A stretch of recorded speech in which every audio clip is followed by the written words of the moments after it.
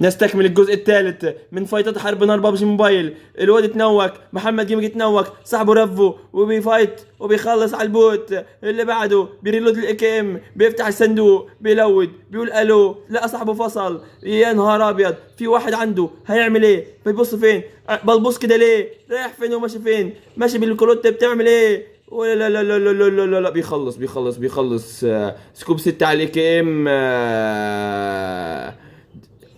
دلوقتي بيلود وبيظبط حاله، بيصغر السكوب، بيروق على نفسه، يمين شمال فوق وتحت. لقى واحد قدامه، الام في ذمة الله، الام في ذمة الله، وخطيرة. ابو جاسم مستطيل، ابو جاسم اداء اسطوري، اداء بيخوف، اداء مرعب.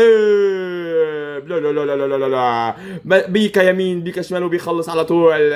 ما هذا يا ابو صلاح؟ عجبتنا، ادهشتنا، وريتنا الويل يا ابو صلاح. راح يبشع على سكول، خطيره، بيصيح، بيقول لك سكواد. هيعمل ايه محمد جيمنج؟ هذا الاداء اللي يبين قد ايه انت لعيب، قد ايه انت خطير. صعب نك، موقف خطير. هيعمل ايه؟ مستنيهم يبشوا، بينط الواد ما عاد بيقس، وصاحبه بيحذره، ما عاد بيقس. لا بيخلص الاول، دخل على الثاني بس اتسحب بالدي بي اس.